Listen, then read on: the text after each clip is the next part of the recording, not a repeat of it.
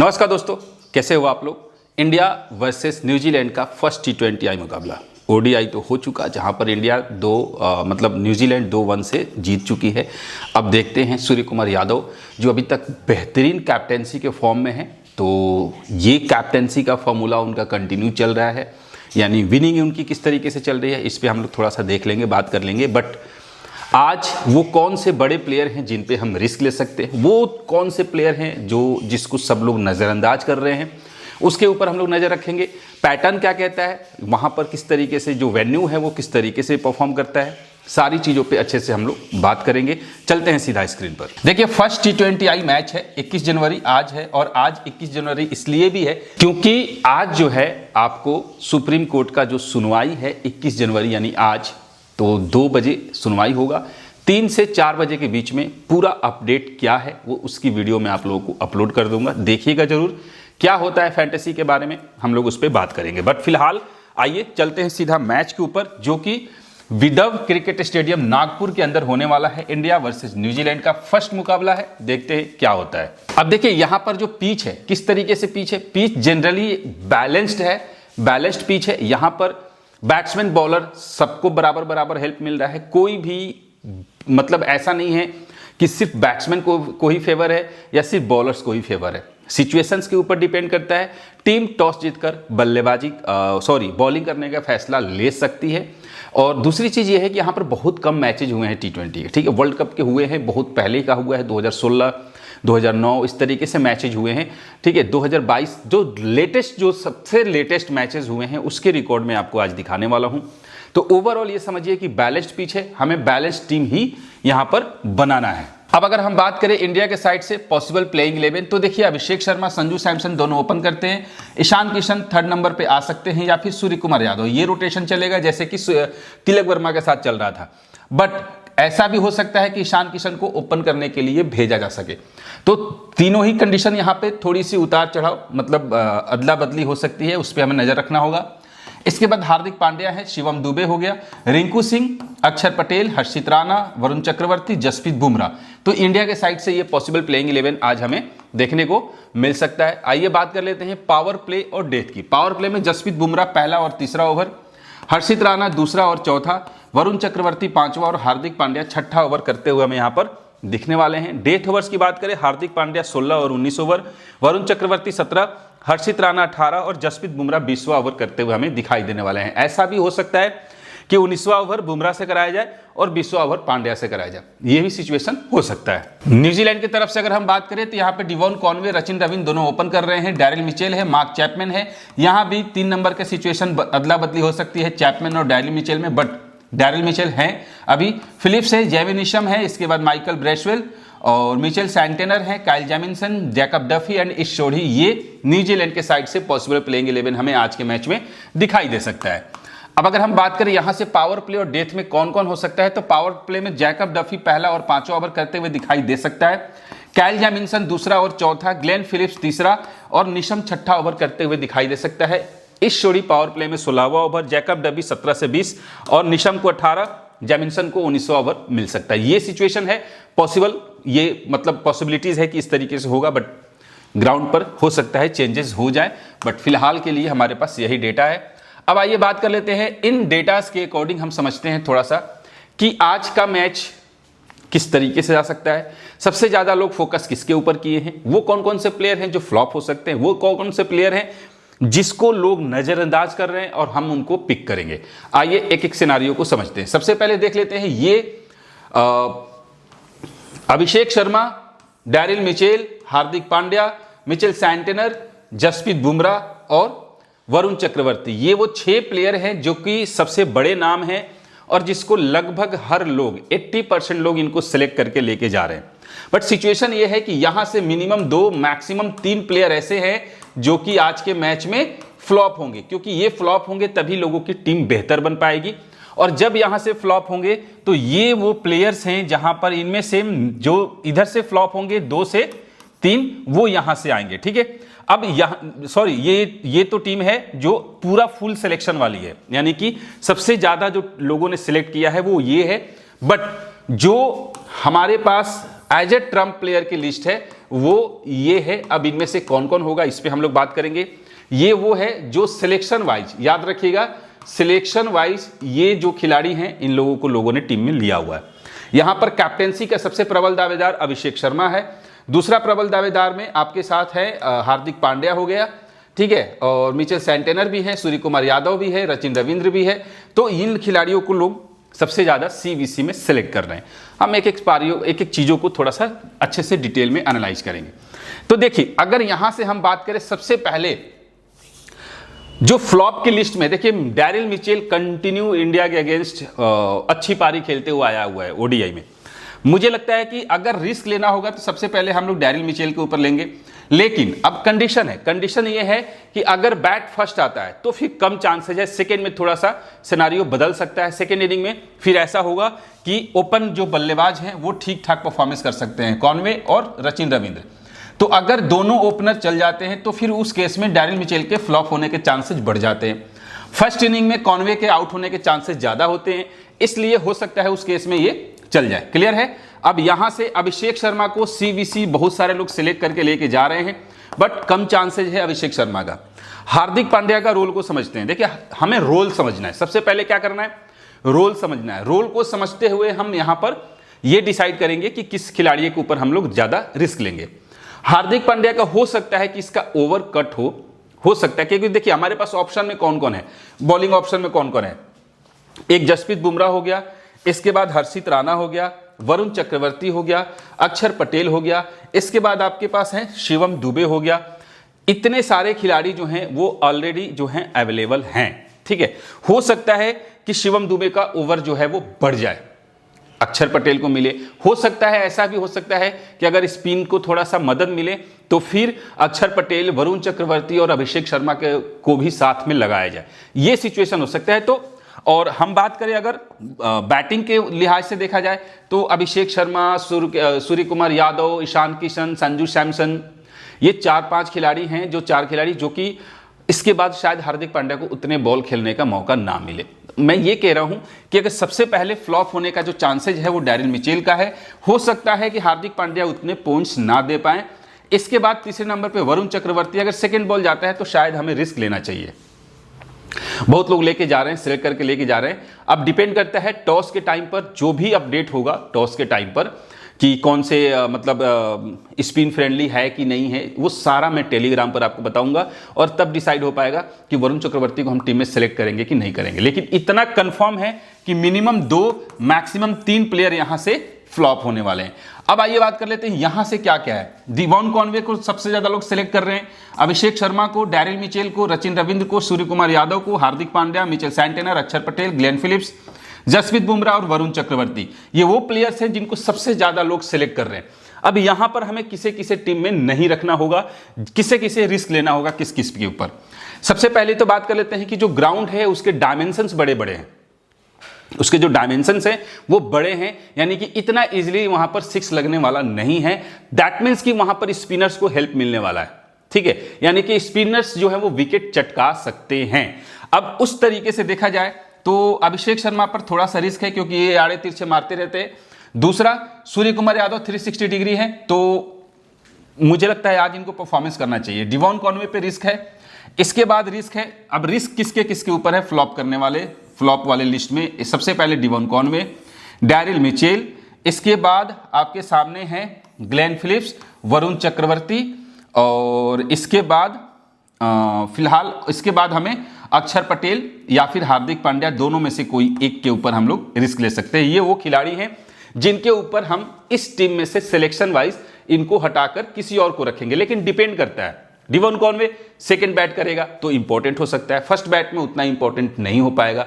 अब टॉस भी इंपॉर्टेंट है, दूसरा पिच का बिहेवियर इंपॉर्टेंट है, जो कि हमें टॉस के टाइम पर पता चलेगा। उसके लिए आप लोग टेलीग्राम पर वेट करना पड़ेगा, पिन कमेंट में लिंक दिया हुआ है, वहां से जुड़ जाइए।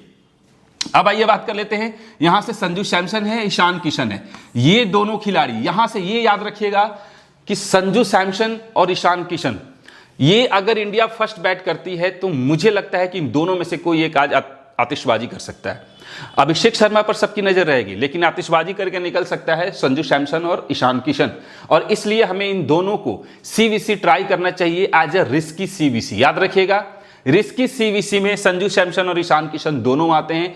एक बार ट्राई करके देखिएगा, क्या पता, क्योंकि देखो फ्री में खेलना है, पैसे तो लग नहीं रहे हैं, तो रिस्क लेने में क्या जा रहा है, रिस्क लीजिए, high risk high reward, simple सी बात है। इसके बाद रिंकू सिंह को डेथ ओवर्स में हो सकता है 16 से 20 में अगर मौका मिल जाए तो भाई ये 15-20 बॉल पे 30-40 रन बना के जा सकता है। तो एक ट्रम्प प्लेयर के तौर पे रिंकू सिंह है, दूसरा चैपमैन है। तो मुझे लगता है कि अगर हमें रिस्क लेना होगा ट्रम्प प्लेयर के तौर पे तो हम लोग रिंकू सिंह के ऊपर रिस्क ले सकते हैं। यहां से जैमी निशम का कुछ खास मुझे नहीं दिख रहा है। शिवम दुबे बैटिंग और बॉलिंग दोनों से पॉइंट दे सकता है। हो सकता है कि अगर बहुत अच्छा बैटिंग हो जाए, मतलब कि जैसे कि टॉप 3 खेल जाए, अभिषेक शर्मा, संजू सैमसन, ईशान किशन बहुत अच्छा खेल जाए और लास्ट के 15 से 20 ओवर के बीच में एक आध विकेट गिर जाए, उस केस में शिवम दुबे और रिंकू सिंह को प्रमोट किया जा सकता है हार्दिक पांड्या के ऊपर, ठीक है, सूर्य कुमार यादव के ऊपर भी इन लोगों को प्रमोट किया जा सकता है और उस केस में ये ट्रम्प प्लेयर बन सकते हैं। इसलिए रिंकू सिंह और शिवम दुबे पे हमें नजर रखनी पड़ेगी। बॉलिंग सेक्शन में इस जोड़ी एक ट्रम्प प्लेयर साबित हो सकते हैं, वो भी अगर फर्स्ट बॉल होता है तो सेकंड बॉल में थोड़ा सा स्पिनर्स के लिए दिक्कत होगी, क्योंकि ग्रिपिंग में दिक्कत होगा, ड्यू फैक्टर आएगा, 100% आएगा, क्योंकि ठंड का मौसम चल रहा है। तो उस केस में इस जोड़ी जो है हमारे लिए इंपॉर्टेंट है। तो यहां पर ट्रम्प प्लेयर के तौर पे कौन कौन है मैंने आपको बता दिया। देखो Sanju Samson bat first India करती है, कंफर्म लेके जाओ। ईशान किशन को दोनों इनिंग्स में ट्राई कर सकते हो, रिस्की सीबीसी में इनको ट्राई कर लेना। ट्रम्प प्लेयर पे इन दोनों में से किसी एक पर नजर रखना। और फिर यहां पर इस जोड़ी हो गया बॉलिंग सेक्शन से न्यूजीलैंड के साइड से, जो कि आपको ट्रम्प प्लेयर में आ सकता है। तो ये हो गए 4 खिलाड़ी, ठीक है, यहां से हटाकर, इन 4 खिलाड़ियों को हटाकर हम यहां से पिक करने वाले हैं। क्लियर है, कोई दिक्कत नहीं है। अब आइए हम लोग थोड़ा सा आगे बढ़ते हैं। अब देखते हैं स्कोरिंग पैटर्न। नागपुर में एक मैच हुआ था जो कि 8-8 ओवर का मैच हो गया था पिच गीला होने की वजह से। तो वहां पर ऑस्ट्रेलिया 90 रन बनाई थी 5 विकेट पर, स्पिनर को 2 विकेट मिला था, फास्टर्स को 1 विकेट मिला था। इंडिया 92 रन पर यह मैच जीत गई थी, 92 रन बना के 4 विकेट पे, जहां पर रोहित शर्मा ने 46 रन की पारी खेली थी और स्पिनर को 3 विकेट मिले थे, फास्टर्स को 1 विकेट मिला था, यह रन चेज हो गया था। लेकिन सेकेंड हुआ था फिर से, इंडिया यहां पर 174 रन की पारी खेली थी, 5 विकेट मिला था फास्ट बॉलर्स को, स्पिनर्स को विकेट नहीं मिले थे। बांग्लादेश यहां पर 144 रन पर ऑल आउट होकर गई थी, तो फास्टर्स को 9 विकेट मिले थे और स्पिनर्स को 1 विकेट मिला था। और यह वो मैच है जिसमें दीपक चहर ने 6 विकेट लिए थे और यह रन चेज नहीं हुआ था। यानी कि ये पुराना डेटा है, मैं आपको साफ साफ बता रहा हूं, ये पुराना डेटा है, आज से 10 साल पहले, 9 साल पहले का डेटा है। तो अभी पीछे किस तरीके से बिहेव करेगा ये टॉस के टाइम पर पता चलेगा और इसके लिए आपको थोड़ा सा वेट करना पड़ेगा। टेलीग्राम पर सारा अपडेट मैं आप लोगों को दे दूंगा। अब हम बात कर लेते हैं फर्स्ट इनिंग का बैटिंग ऑर्डर। देखिए हालांकि 9-8 ओवर के मैच थे, लेकिन फिर भी एक ओपनर चला और एक 5 नंबर का। लेकिन जब दूसरा मैच हुआ तो दोनों ओपनर फ्लॉप हुए। दैट मीन्स कि यहां पर ओपनिंग जोड़ी कोई एक जा सकता है जल्दी, और यहां पे 3 और 4 नंबर के प्लेयर जो है वो ठीक ठाक परफॉर्मेंस कर सकते हैं। यानी ये याद रखिएगा, टॉप 4 में से कोई 2 प्लेयर बढ़िया परफॉर्मेंस करके जा सकता है इस ग्राउंड के ऊपर, हमें नजर रखना पड़ेगा। अभिषेक शर्मा, संजू सैमसन, ईशान किशन और सूर्य कुमार यादव, इन चारों को सीवीसी ट्राई कर लीजिएगा, इन चारों में से किसी को। यहां से अगर हम बात करें तो एक रचिन रविंद्र हो गया और डैरिल मिचेल हो गया, इन दोनों के ऊपर हम रिस्क ले सकते हैं। तीसरा अगर कोई होगा तो चैपमैन होगा, बट मुझे कुछ खास दिख नहीं रहा। क्लियर है। अगर हम बात करें यहां पर सेकेंड इनिंग की बैटिंग ऑर्डर में, सेकेंड इनिंग में भी ओपनिंग जोड़ी में से एक ओपनर अच्छा खासा चलते हुए हमें दिखाई दे रहा है और एक ओपनर फ्लॉप हो रहा है। उसके अकॉर्डिंग आपके सामने पैटर्न है, स्क्रीनशॉट ले लीजिएगा ताकि आप लोगों को हेल्प मिल जाएगा, बट डेटा जो है वो पुराना है। फर्स्ट इनिंग की बॉलिंग ऑर्डर में फास्टर्स को 2 विकेट मिल रहे हैं, 2-2 विकेट, 2 फास्टर्स हो सकते हैं जिनको 2-2 विकेट मिले, ठीक है। जसप्रीत बुमराह आज के मैच के लिए इंपॉर्टेंट हो सकते हैं। और सेकेंड इनिंग की बात करें तो सेकेंड इनिंग में भी फास्टर्स को हेल्प मिल रहा है, स्पिनर्स को 1 से 2 विकेट मिल सकता है। अब आइए बात कर लेते हैं इंडिया, हम लोग इसको छोड़ के सीधा हम लोग समरी पे चलते हैं और उसके बाद हम फोकस करेंगे फिक्स प्लेयर के ऊपर। देखिए इस ग्राउंड की अगर हम बात करें तो अभिषेक शर्मा ग्राउंड पर नहीं खेला, संजू सैमसन नहीं खेला और ईशान किशन नहीं खेला। ये तीनों प्लेयर इस ग्राउंड पर अभी तक नहीं खेले हैं। सूर्य कुमार यादव 2 मैच खेला है, दोनों मैच में सिर्फ 1 रन बना, और हार्दिक पांड्या 3 मैच में 12 रन। इस मतलब अगर देखा जाए तो एक रिंकू सिंह है जो कि इस ग्राउंड पर एक बार खेलकर 46 रन बनाया है, और किसी भी खिलाड़ी का वेन्यू पे कुछ खास योगदान अभी दिख नहीं रहा है और कुछ खेले नहीं है।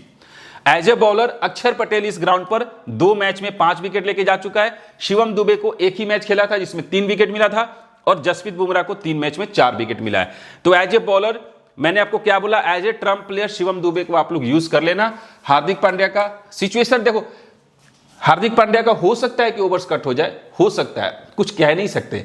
पहला मैच है और पहले मैच को हम लोग फॉलो करके फिर आगे बढ़ेंगे। इंडिया के साइड से अगर हेड टू हेड की बात करें, Abhishek Sharma head to head नहीं खेला। संजू सैमसन 2 मैच में सिर्फ 10 रन बनाया। ईशान किशन 7 मैच में 103 रन बनाया। सूर्य कुमार यादव 8 मैच में 184 रन है, 47 का एवरेज है। और शिवम दुबे 1 मैच में 41 रन। बाकी हार्दिक पांड्या 12 इनिंग में 173 रन है, 19 का एवरेज है। अगर हेड टू हेड की बात करें तो किसी का कुछ खास नहीं है सिवाय सूर्य कुमार यादव के। एज ए बॉलर अगर हम बात करें, हार्दिक पांड्या 11 मैच में सिर्फ 9 विकेट है। शिवम दुबे को 4 में 2, अक्षर पटेल को 15 में सिर्फ 6 विकेट है हेड टू हेड में। और यहां पर जसप्रीत बुमराह को 10 मैच में 12 विकेट मिला है। तो हेड टू हेड में जसप्रीत बुमराह थोड़ा सा इंपॉर्टेंट दिख रहे हैं। अगर हम बात करें इंडिया के साइड से प्लेयर्स का, तो अभिषेक शर्मा फर्स्ट बैट में बहुत अच्छा परफॉर्मेंस करके जाता है, फर्स्ट बैट में इंपॉर्टेंट होगा। Sanju Samson first bat important होगा। और ईशान किशन बोथ परफॉर्मेंस वाला खिलाड़ी है, दोनों इनिंग्स में ट्राई कर सकते हो। सूर्य कुमार यादव भी दोनों इनिंग्स में ट्राई कर सकते हो, हालांकि रिसेंट में बहुत ही परफॉर्मेंस खराब रहा है इनका, तो उसके अकॉर्डिंग एवरेज घट गया था, वरना एवरेज बहुत बढ़िया था। और हार्दिक पांड्या सेकेंड बॉल में इंपॉर्टेंट हो सकता है। शिवम दुबे बोथ परफॉर्मेंस वाला खिलाड़ी है और सेकेंड बैट में इंपॉर्टेंट होगा। रिंकू सिंह फर्स्ट बैट अगर इंडिया करती है तो रख लीजिएगा, फर्स्ट बैट में रिकॉर्ड अच्छा होता है। अक्षर पटेल की अगर हम बात करें तो सेकेंड बॉल में थोड़ा सा इंपॉर्टेंस इनका बढ़ जाता है, विकेट लेने की संख्या ज्यादा है। हर्षित राणा बोथ परफॉर्मेंस वाला खिलाड़ी है, बट आज का मुझे थोड़ा सा रिस्की सा लग रहा है। वरुण चक्रवर्ती बोथ परफॉर्मेंस और जसप्रीत बुमराह भी both performance, but Jasprit Bumrah second ball में विकेट ज्यादा चटकाते हैं, ये याद रखिएगा। अब हम बात कर लेते हैं यहां पर न्यूजीलैंड के साइड से। वेन्यू पर किसी का कोई रिकॉर्ड नहीं है, डिड नॉट प्ले है। तो हेड टू हेड की अगर हम बात करें तो डिवॉन कॉनवे 6 मैच में 150 रन है, 30 का एवरेज है। और डैरिल मिचेल का 14 मैच में सिर्फ 241 है, 20 का एवरेज है। इसीलिए मैंने बोला डैरिल मिचेल का रिकॉर्ड T20 में उतना बढ़िया अभी तक नहीं दिखाई दे रहा है। चैपमैन का भी 7 मैच में सिर्फ 110 रन है। फिलिप्स का भी 9 मैच में सिर्फ 135 रन है। निशम का 4 मैच में 6 रन है। यानी कि किसी का एवरेज अच्छा नहीं है हेड टू हेड में, अगर हम बात करें सिवाय डिवॉन कॉनवे के। अगर हम बात करें बॉलर्स के हिसाब से देखा जाए तो ब्रेसवेल को 3 में 4 विकेट, सेंटेनर को 21 में 18 और शोडी को 20 में 25 विकेट मिले। तो याद रखिएगा इस शोडी जो है इंडिया के अगेंस्ट अच्छा रिकॉर्ड रखते हैं, चूंकि थोड़ी सी अपनी क्रिएटिविटी दिखाते हैं बॉलिंग में, जिसकी वजह से बैट्समैन को फंसा लेते हैं। तो इस जोड़ी थोड़ा सा इंपॉर्टेंस है, लोग सेलेक्ट नहीं कर रहे हैं। न्यूजीलैंड के साइड से अगर हम बात करें, डिवॉन कॉनवे सेकंड बैट में परफॉर्मेंस अच्छा होता है, डिवॉन कॉनवे का सेकंड बैट में ट्राई कर सकते हो। और रचिन रविंद्र बोथ परफॉर्मेंस वाला खिलाड़ी है, फर्स्ट बैट में वैसे अच्छा खेल लेता है। डैरिल मिचेल बोथ परफॉर्मेंस, दोनों इनिंग में परफॉर्मेंस 30 के नीचे है, 27 का है। और चैपमैन फर्स्ट बैट में थोड़ा सा आप इनको ट्राई कर सकते हो। ग्लेन फिलिप्स बोथ परफॉर्मेंस वाला खिलाड़ी है और फर्स्ट बैट में ट्राई इनको और भी आप कर सकते हो। निशम की बात करें सेकेंड बॉल में ट्राई कर लेना अगर करना होगा तो। ब्रेसवेल की बात करें सेकेंड बॉल में ट्राई कर लेना, इनको भी करना होगा तो। और सैंटेनर बोथ परफॉर्मेंस है और सेकेंड बॉल में ज्यादा विकेट मिलता है। काइल जेमिसन बोथ परफॉर्मेंस वाला खिलाड़ी है। और डफी की अगर हम बात करें, ये भी बोथ परफॉर्मेंस वाला खिलाड़ी है। और ईश शोडी भी बोथ परफॉर्मेंस वाला खिलाड़ी है। ठीक है, तो ये जो कुछ खिलाड़ी हैं यहां से दोनों इनिंग्स में खेलने वाले संख्या बहुत ज्यादा हमें दिखाई दे रही है। अब हम लोग बात कर लेते हैं यहां से कौन कौन से प्लेयर जो है वो आज के मैच के लिए हमें फिक्स दिखाई दे रहे हैं। ठीक है, तो सबसे पहले हम बॉलिंग सेक्शन पे जाएंगे, जिससे हम लोग जसप्रीत बुमराह को फिक्स करके चलेंगे। दूसरा हम लोग यहां पर सूर्य कुमार यादव को फिक्स करके चलेंगे। तीसरा यहां पर ईशान किशन को फिक्स करके चलेंगे और अभिषेक शर्मा को फिक्स करके चलेंगे। ठीक है, ये 4 खिलाड़ी यहां से फिलहाल के लिए हमें फिक्स दिखाई दे रहा है। यहां से डिवॉन कॉनवे अगर फर्स्ट बैट होता है तो आप इनको फ्लॉप कीजिए, सेकंड बैट में आप इनको ट्राई कीजिएगा। ठीक है, यहां से हम लोग रचिन रविंद्र के साथ फिक्स में जा सकते हैं। इसके बाद यहां से मिचेल सैंटेनर के साथ हम लोग जा सकते हैं, चूंकि बैटिंग और बॉलिंग दोनों से ही बेहतरीन परफॉर्मेंस दे सकते हैं। और तीसरा यहां पर इस जोड़ी के हम साथ जा सकते हैं, वह भी देखो दोनों इनिंग्स में लगभग बराबर है। तो फिलहाल के लिए ये जो खिलाड़ी हैं वो हमें मुझे थोड़ा सा दिखाई दे रहा है कि आज उनका परफॉर्मेंस जो है वो बेहतरीन हमें दिखाई दे सकता है। ट्रम्प प्लेयर के तौर पे शिवम दुबे और रिंकू सिंह को हम लोग यूज करेंगे। ट्रम्प प्लेयर के तौर पे शिवम दुबे और रिंकू सिंह को हम लोग यूज करेंगे। यहां पर ट्रम्प प्लेयर के तौर पे मार्क चैपमैन या फिर इस जोड़ी, हालांकि इस जोड़ी को मैंने सेलेक्ट किया है, लेकिन चैपमैन और जोड़ी में से कोई एक होगा।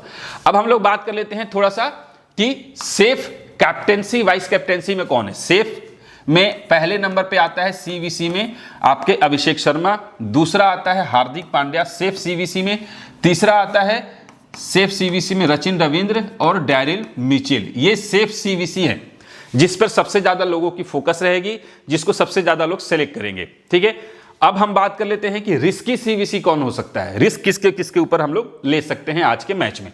रिस्की सीवीसी में होगा ईशान किशन, रिस्की सीवीसी में होगा संजू सैमसन और रिस्की सीवीसी में होगा रिंकू सिंह। ठीक है, हो सकता है कि 15 से 20 ओवर के बीच में आके 40-50 रन बना दे और हाई स्ट्राइक रेट से, तो इसके पॉइंट्स ज्यादा मिल सकते हैं। ठीक है, उस हिसाब से मैं आपको यहां पर बता रहा हूं। रिस्की सीवीसी में आपको इस सोडी भी हो सकता है और सैंटेनर हो सकता है, आप इन लोगों को ट्राई कर सकते हैं। ये रिस्की सीवीसी हैं आज के मैच के लिए। क्लियर है? अगर इंडिया फर्स्ट बैट करे तो संजू सैमसन और ईशान किशन पर आप लोग एक बार ट्राई करके देखना, क्या पता रिकॉर्ड इनका अच्छा हमें दिखाई दे। तो ये था फिलहाल के लिए सारे डिटेल। बाकी 3 से 4 के बीच में आपको वीडियो लेके आऊंगा जिसके अंदर आप लोगों को सारी डिटेल बता दूंगा, फैंटेसी से रिलेटेड, ड्रीम 11 वापस आ रहा है नहीं आ रहा है, क्या है कैसे है, एवरीथिंग। तो बोर्ड के बदले, मतलब जो बोर्ड के बदले में 2-3 दिन आपको इस तरीके से जो डिटेल बता रहा था वो सही था या ये सही है, कौन सही है, बेहतर है, आपको समझ में आता है, इसके लिए कमेंट जरूर कीजिएगा। मिलते हैं फिर नेक्स्ट वीडियो में, तब तक के लिए जय हिंद।